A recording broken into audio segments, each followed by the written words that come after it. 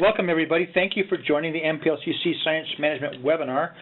We're excited to host this session today. You know, the Klondike Gold Rush National Historic Park, Mike Trinnell, the superintendent, has been on our steering committee since day one, and he's been a huge partner, and we're really like working with him on the National Park Service in Alaska and beyond.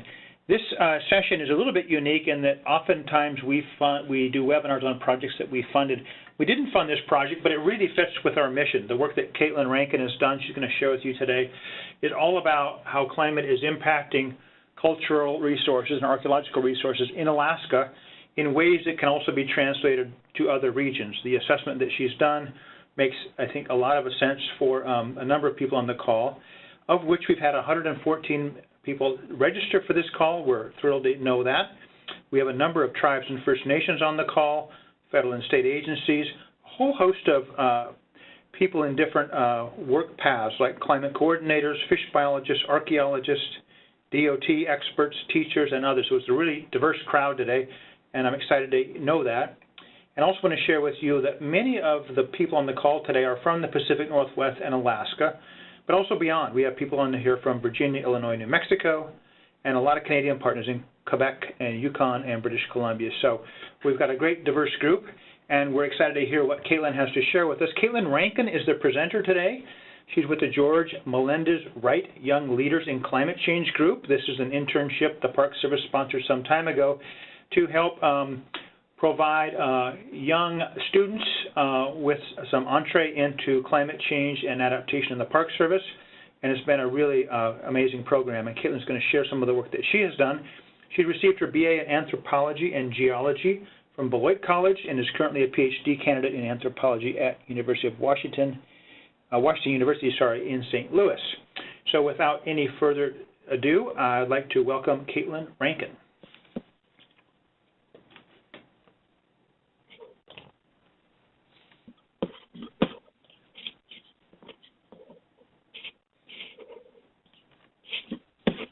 Okay, can everyone see the beginning slide okay?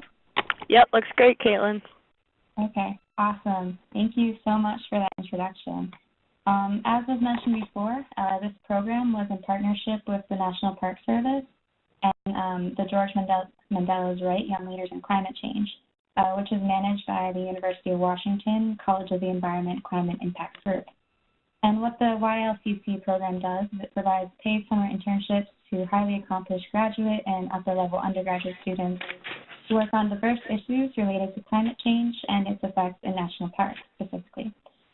General topic areas are super broad: resource conservation and adaptation, climate effects monitoring, park facilities adaptation, policy development, sustainable operations and mitigation, as well as communication, interpretation, and/or education.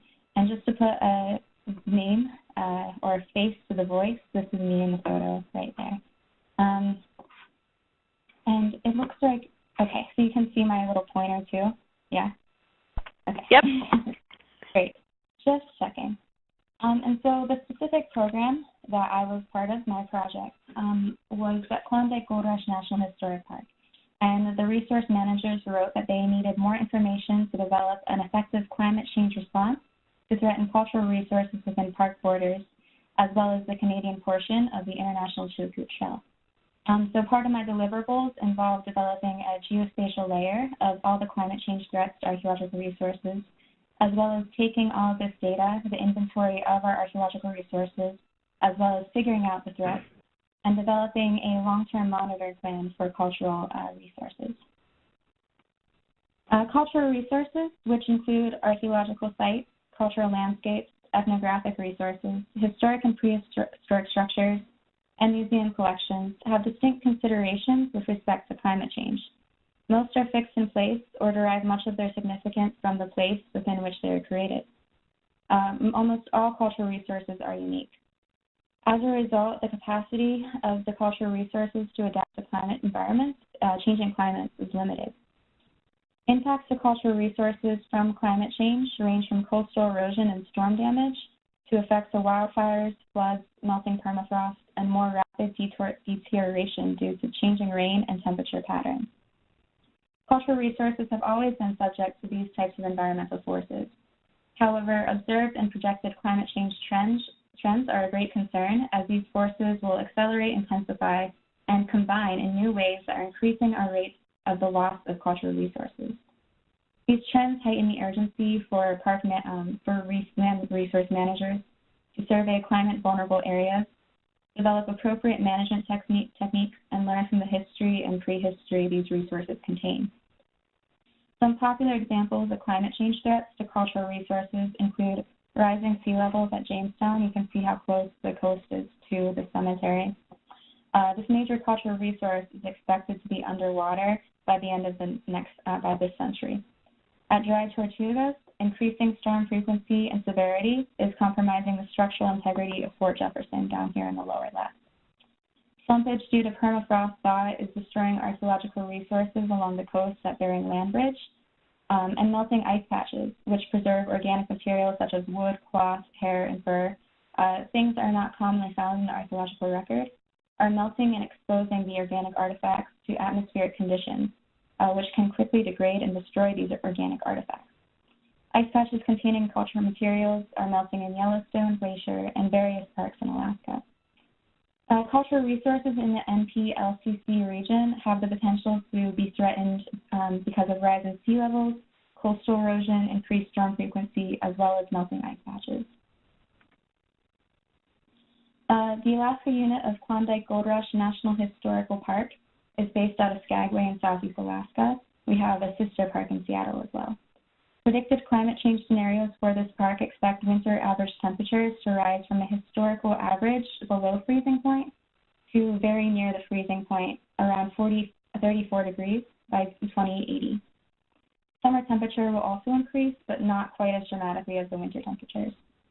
Summer rainfall is expected to rise 13%, and winter precipitation is expected to increase by 16%. Overall, this area will become wetter and warmer. The many glaciers in the area will continue to recede, altering the hydrology of fluvial systems. Snowmelt will occur earlier in the season, and permanent ice patches will continue to melt. This project focuses on the 16-mile Chilkoot Trail unit. The Chilkoot Trail unit is modernly used as a recreational backcountry trail. The entire trail is 33 miles long, with an additional 17 miles maintained by Parks Canada. The trail is pretty high profile for a backcountry unit, with roughly 2,500 backpackers each year. The trail was chosen as one of National Geographic's World's 15 Best Hikes, and we like to call it our outdoor museum because Gold Rush era artifacts, historical sites, and archaeological features can be found throughout the entire trail. Visitors are not only receiving the natural experience commonly associated with backpacking, but they're literally walking in the footsteps of history. The interpretive and educational potential for climate change impacts to resources along the trail is high. The Chilkoot Trail was originally used as a trade route for the Tlingit people, but when gold was discovered in the Klondike on August 6, 1986, tens of thousands of prospectors flocked to Dyea to use the Chilkoot Trail as a passage to Dawson City. These stampeders had to carry a 1-ton outfit across 33 miles of the Chilkoot Trail. Then they had to build a boat and float down the Yukon River to Dawson City. The cultural resources threatened by climate change on the Chilkoot Trail include abandoned collapsed structural features from town sites along the trail, structural depression features, abandoned wagon roads, and abandoned supplies. This project focuses solely on the Gold Rush era cultural resources because only 2 pre-contact indigenous resources have been identified in the Chilkoot Trail unit. Both of these are rock shelter sites, and they are neither threatened by climate change impacts. However, we expect some pre-contact sites to emerge from ice patches in the future. But first, I'm going to give you a historical photo tour of some of the archaeological sites that are threatened by climate change impacts so you can get a better understanding of the type of things that we're dealing with. So first, we're going to start where the stampeders came into Alaska. These guys were coming from Seattle, and they had to bring their 1-ton good of supplies or they might purchase some more. But this is the port. You can see it was really busy, and it was a very significant town site at the time. What it looks like now is it's just trees now. You wouldn't really know, unless you're an archaeologist, you don't really realize that this was such a major site. Today, it's a pretty big interpretive resource for the park. They have trails and interpretive signage. Some remains of the buildings are still laid out in the ground. So there's a false front that's uplifted so visitors can see that. And also part of the wharf is still preserved. Kinney Bridge is a site that's not as accessible to visitors as Dyea is, but it's still a pretty significant site. It was kind of a trading post area and a river crossing. You can see the bridge. The bridge is no longer there, and these structures are no longer standing. Now we have archaeological pit features that tell us where the structures used to be, as well as garbage associated kind of with the trading post.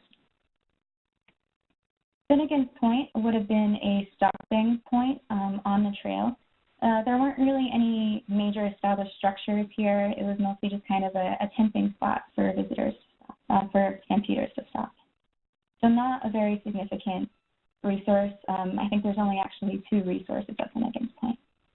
Canyon City, however, was a pretty major resource. You can see this was taken in the summer when there weren't actually that many stampeders going through.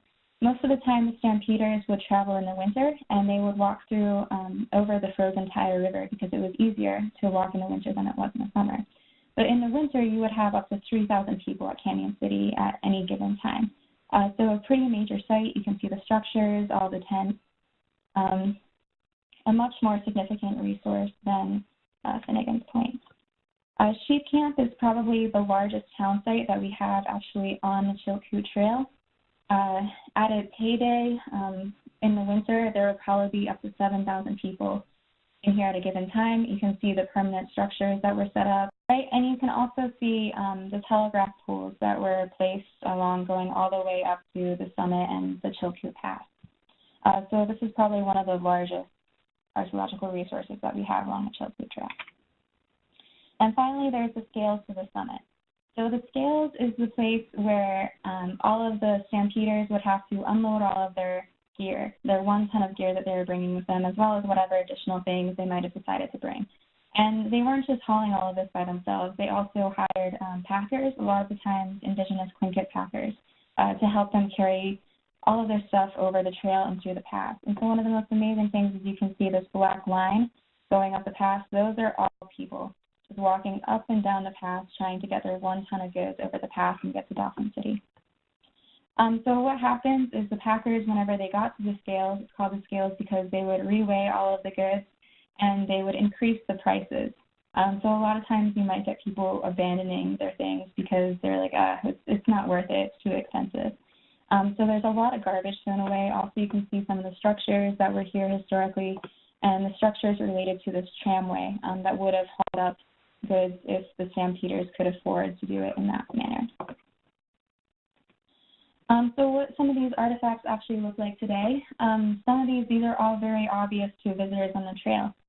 So we have abandoned shoes. So you had one of the stampeders who had walked so far and so often carrying his load up the trail that he wore out the soles of his shoes and threw them out. That's something that visitors can really connect to, and it has really high interpretive value. There's also things like all of these abandoned boats at the top of the summit. This is a great story. What had happened was, like I said before, by the time they finished hiking their 33 miles to get to Lake Bennett, they had to actually build a boat right there on site to sail all the way to Dawson City. And so someone had in their mind that, hey, I'm going to make an outfit supplier and I'm going to sell these knocked down boats. But whenever he got to the pass, after he had carried all these boats up to the pass, the mounted police saw him and looked at the boats and told him that he could not sell these boats to stampeders because they were not capable of surviving the rapids to Dawson City. So he had to abandon all of his entire outfit of boats up there. So it's a great interpretive story for visitors to the park. However, a lot of the archaeological resources that probably have more archaeological value than these stories or these things just kind of tossed aside are things like this historic wagon road. Things that are more in situ have more archaeological value than they have interpretive value. Whereas the visitor can really relate to this and understand what this is, they have a hard time understanding what this depression is. So the different archaeological value and interpretive value are not always the same. But all of these resources are threatened by climate change, all of the ones in the trail. And there's 4 different types of climate change threats to these resources. The first is fluvial channel instability. This is happening in 2 ways. First of all, the Dyea River, as I had said before, this is what the stampeders were walking along in the winter. Because they're walking along the Dyea, all of the archaeological resources are deposited around the Dyea River banks.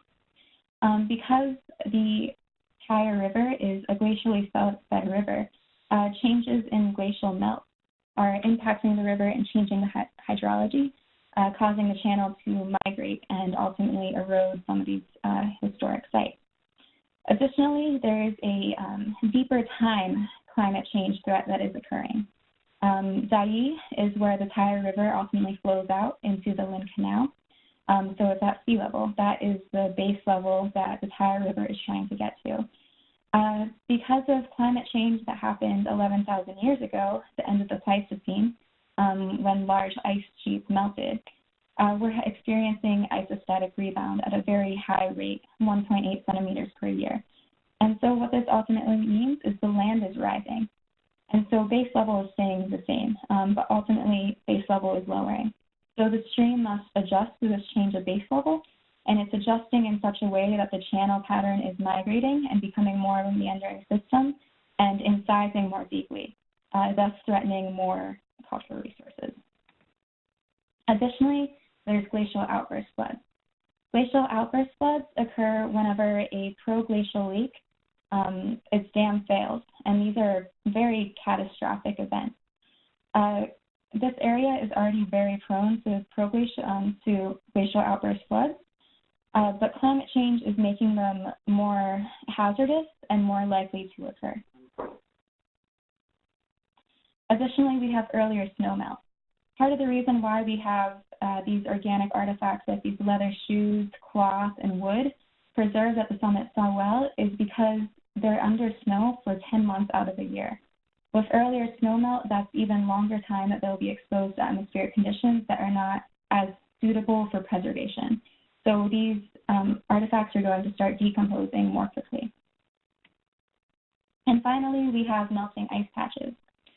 Ice patches are different from glaciers in that they don't have enough mass to actually move. So they're a balance between winter accumulation and summer melt.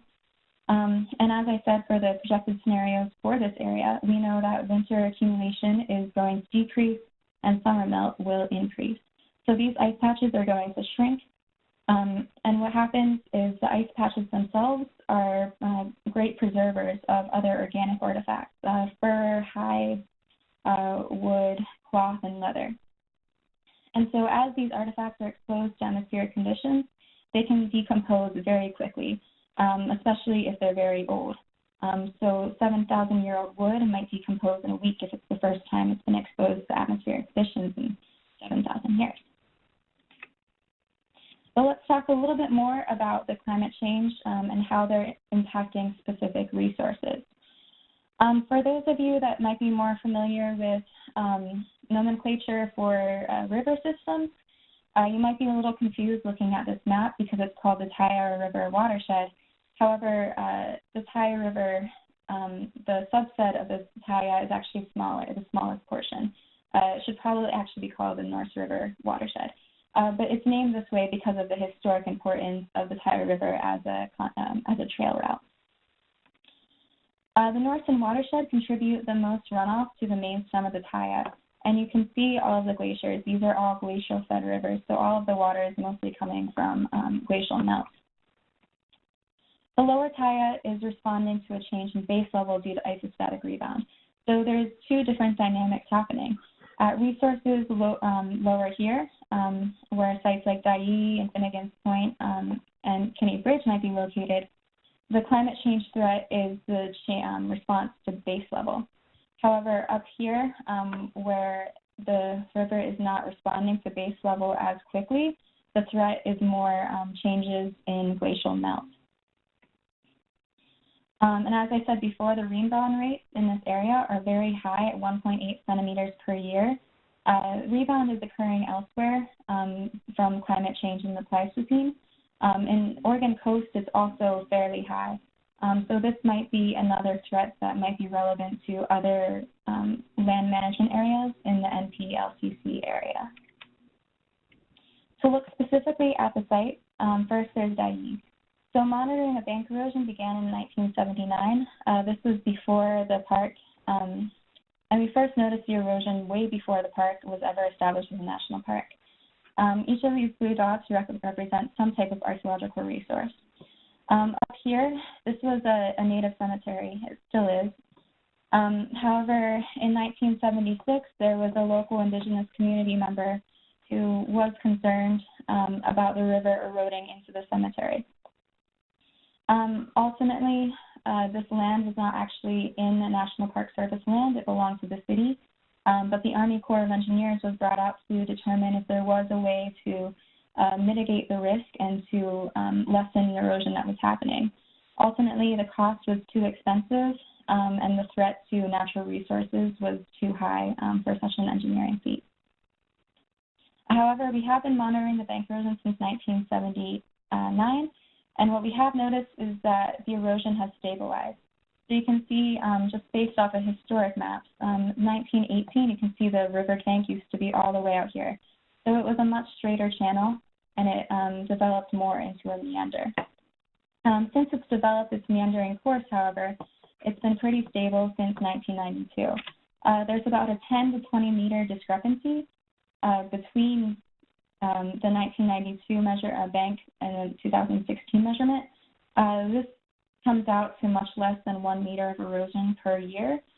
And if you look a little bit closely more closely at the data, you can see that year-to-year measurements of the bank go back and forth. So it's almost like the bank is eroding, but then getting more sediment deposit. That's not what's actually happening. There's differences in how people are actually monitoring the bank. So what we've realized just from the long-term monitoring, if we want to get a better understanding of year-to-year erosion, we need to have a much more standardized protocol. Before, there's 2 different protocols. One involved using rebar stakes and measuring from the rebar stakes. At one point, the erosion was so high that the rebar stakes were just getting washed into the river. Additionally, it's a high-profile area, so sometimes people they were coming in and moving the rebar stakes. Additionally, there were differences in seasonal workers, so you might have someone from year to year. You don't have consistency in how things are being measured. Later, we changed to GPS measurements, where you just walk along the bank and take measurements, and then you come and you post-process the data and map it later. This is a much better system. However, there still needs to be some type of standardized protocol, because what happens is you'll have a different person, again, walking along the bank. Vegetation might change, and so they might walk a different path, and that changes how the bank will look. And additionally, some people might walk on a different route because they don't quite realize what they're measuring. So sometimes you have this case where someone actually went out and they walked the entire bank. However, most people ended up kind of measuring along this slough. So there definitely needs to be some sort of standardized protocol.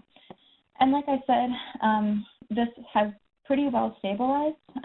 Most of the erosion that does occur now occurs in the lowest part of this cut bank down here. There's a historic cemetery located right here. So ongoing monitoring does still need to occur to make sure that there's no immediate threats to the cemetery. Going upstream, away from Dyea, we have Kinney Bridge. Erosion was first noticed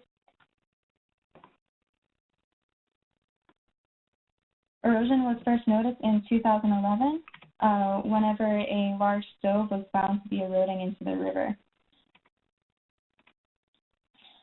Continued monitoring of the bank has shown that we're losing 2 to 4 meters of bank per year. What this means for archaeological resources, there's 2 features that are within 5 meters of the 2016 bank. So that's within the next year and a half or so that these resources will be gone. Additionally, the safest features or other resources are 13 meters from the 2016 bank. So ultimately, within 10 years, if the rate of erosion continues as it is, the entire site will be eroded into the river within the next 10 years. So this is definitely more threatened than Dyea and requires a completely different type of monitoring strategy. Finally, moving upstream again, we have Finnegan's Point and Canyon City. This is the area in between, so this is neither being impacted heavily by changes in glacial melt or responding to changes in base level. This is kind of the middle section in between the upper and lower Dyea. And also what has happened here is it has a pretty established channel, has been deeply scarred by a previous glacial outburst flood. So the channel is already set and large clouds have been deposited, and the gradient is only around 1% here. So the river does not have the carrying competency to change the channel or move larger clouds. So the threat here is minimal for fluvial channel instability. Going up further, Sheep Camp, this was a really significant large town site. So one of the big issues at Sheep Camp, as you can see over here, this is a weather station, a modern photo, and so our ranger station is on this side of the river. However, the majority of Sheep Camp is actually located on the opposite side of the river. Crossing glacial rivers is very dangerous, especially at this point. There's not really a safe river crossing. So the inventory of archaeological resources is not very good here. So we don't exactly know what resources are, so we can't really tell how they're being impacted by climate change. Surveys were conducted in 1994, but they were not digitized. So again, we don't really have a very good inventory. One of the major issues at Sheep Camp is the change in gradient that's occurring. So the river is coming from a very steep gradient, and then it gets dropped off to an almost 3% gradient. So what that means is that river is losing all of its carrying competency. So all of the sediment that it's carrying from the glaciers is being deposited right here. And what that ultimately means is there's really poor channel stability and a lot of flooding. This flooding will increase in a punctuated manner and an unpredictable manner as glaciers continue to melt and sediment influx is continue to change. Another threat to resources on the Chillkoot is glacial outburst floods. Just to demonstrate how catastrophic they can be, these are some images from a flood that occurred in the area in 2002. Glacial outburst floods occur when a dam, it could be either ice or earthen, containing the glacial lake failed. Receding glaciers are depositing their meltwater into proglacial lakes, increasing the lake volume as well as a hazard should the dam fail. Additionally, higher summer and winter temperatures encourage the melting of ice dams and ice-cored earthen dams. So ultimately what climate change is doing in an area here that is already very prone to glacial outburst floods, it's increasing the likelihood that they'll occur and also increasing the hazard of their occurrence. And as I have said before, they have happened in the past. This area is already prone to glacial outburst floods. And just to demonstrate some of their historic power, during the Klondike Gold Rush, one occurred at Sheep Camp. A 20-foot-high wall of water struck the main canyon at Stonehouse in such a way as to lift that great rock, weighing many tons, and to wash it a quarter of a mile down to the canyon. What happened with this, it wasn't actually a very large glacial outburst flood compared to others that can occur in the area. The damage was locally severe at Sheep Camp, but limited in extent. It didn't significantly impact Pleasant Camp and Canyon City resources further downstream. And as you can see now, this is the proglacial lake that exists today.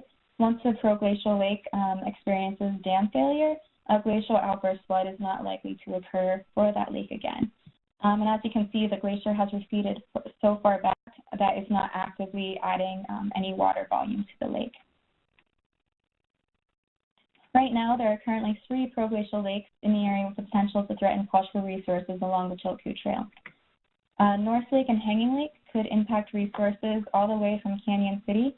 You can see the Nourse River comes here, down at Canyon City, all the way down to resources to Dyea, whereas the West Creek Glacier outburst flood would only impact resources down at Dyea. As I have mentioned before, the West Creek Glacial Outburst flood occurred in the summer of 2002, here's just an image showing some of the damage. You can see houses in the corner here down at Dyea. And this is an image of the dam that it had to break through, 150 meters, just to give you a level of the size and the catastrophic nature of these events. But however, this is not a major threat anymore because it has occurred in 2002, and the likelihood of a glacial outburst flood occurring from this lake are minimal. Hanging Lake is another one that could potentially influence resources along the Chilkoot.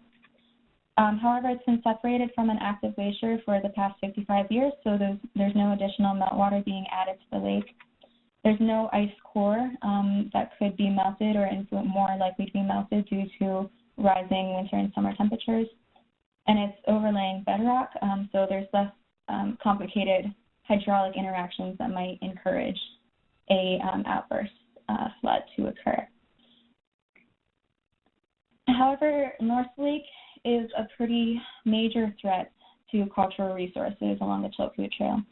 It's the largest of the proglacial lakes in the area. The lake surface is near the crest of the moraine dam, which means that it's very close to just overburdening the dam. Additionally, slopes above reservoir are subject to mass movement. So if any summer mass wasting event or a winter avalanche were to occur, it might overwhelm the system and cause a flood fairly easily. The predicted discharge, should this event occur, is 1,600 cubic meters per second, which is a lot. It would be very catastrophic. It's twice the predicted 500-year flood discharge for the Dyea River and 3 times the discharge of the 2002 West Creek flood. Its impact would be felt the most at Canyon City. It would probably completely destroy the Canyon City site itself. Previous outburst floods have occurred at Canyon City, and the photos of them, you can see how the vegetation was completely cleared in the entire floodplain area. However, because of the size of this flood, it won't be localized impact. It will be broad impact, probably all the way down to Dyea. So this would be a major catastrophic event that would have really terrible consequences for the archaeological resources on the Chilkoot Trail, should it occur. Additionally, we have earlier snowmelt. So some of the great organic resources that are preserved near the summit and at the scales of the Chilkoot, wood, leather, cloth, canvas, these things have all been preserved so well because they are buried in snow for 10 months of the year. With earlier snowmelt, they're going to be exposed to poor preservation conditions for longer, which means they're going to start to decompose. So how do we change this interpretation? Because if we take these artifacts out of the area, then that means they're no longer there for people to visit them and experience and to kind of live that history, right? Because material culture derives its significance from the place which it was deposited. And there's an initiative about communicating climate change that every place has a climate story. Specifically, what I could see happening here is to document some of the change that's happening to these resources and include it in an interpretation for visitors about how we can see change happening in material culture. Additionally, and finally, we have melting ice patches. Melting ice patches are an issue. So ice patch melting is kind of a catch-22 for archaeologists because on one hand, it's exposing new sites with really well-preserved organic materials, hides and wood that we don't really find anywhere else. However, for land managers, this is an issue because it means that these things are no longer preserved. So it's kind of a rush to get out there and because we don't know if anything is there because it's been, under the ice.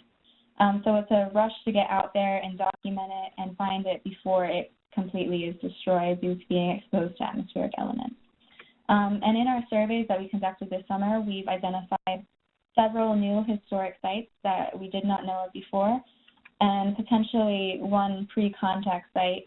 We think this could potentially be a dart shaft due to hunting along the trail.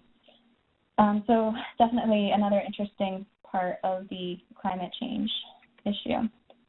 But now, how do we put this all together? So I've given you a lot of information, but what does it all mean? So I think one thing that you've noticed is that each site has a specific threat. There's no one single threat that seems to be impacting the entire land management area. And so how do we deal with this? And what I also have hopefully demonstrated to you is that each cultural resource is unique. So it's unrealistic to expect to develop one type of management strategy for an entire land management area. These management strategies will need to be resource specific. And management strategies for climate change can include no action, but maybe just determining the need for monitoring, to deflect or remove the environmental stressor. So something like what I talked about earlier with trying to change the way the river was migrating would be an example of that. To modify the resource to better withstand environmental stressors. This might be, in the case of dry tortugas, improving the structural integrity of the fort so that it's better able to withstand increasingly violent storms. To move the resource away from the stressor. This would be in the case if we wanted to remove these organic artifacts that are going to be decomposed and take them into a conservation environment. To document the resource and allow the resource to be lost. In doing this, you would also need to determine the level of documentation that needs to be done.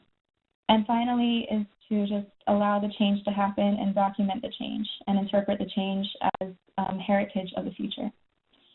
So how we actually choose management strategies and prioritization depends on the significance of the resource, as well as the probability, time frame, and severity of the climate change threat. So this is a qualitative way to do this.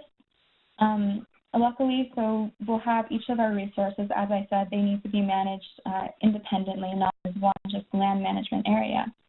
To identify what the risk actually is. In our case, it's kind of lucky. It makes it less complicated because there's not more than one risk impacting the site. The probability that that risk will occur. It's certain, almost certain, that Kinney Bridge will be completely destroyed within the next 10 years. However, it's only possible that an outburst flood will occur and destroy Canyon City. The time frame of this hazard. Kinney Bridge, it's a short-term time frame. We know it's going to happen within 10 years. However, sheep camp, it's going to be a long-term problem that we're going to constantly have to be dealing with, as well as the scales to the summit and the artifacts slowly decomposing. That's a long-term problem that does not require an immediate solution. The severity of the risk. If an outburst flood were to happen, it would be catastrophic to Canyon City. Whereas if some of these, if erosion were to continue to happen at Dyea, it would not impact the entire site. It only impacts a small portion of the site. The significance of the resource itself. Finnegan's Point is a very low significant site because there's only 2 resources there, and they don't have very high interpretive value. They're just features that most people aren't able to recognize on the landscape. So all of these contribute to what type of recommendation and what type of management strategy you want to pursue. And this is just a qualitative way of looking at it, but of course you can do a quantitative way and to provide numerical values for each of these high, low, moderate, catastrophic, marginal. And to add up a value, that's another way of prioritizing in a more quantitative way. Additionally, some significance might be more important for a land management area than others. For instance, an R park interpretive value might be placed higher than archaeological value. So you can make 2 different significance levels and you can weight them higher. Thank you so much for staying with me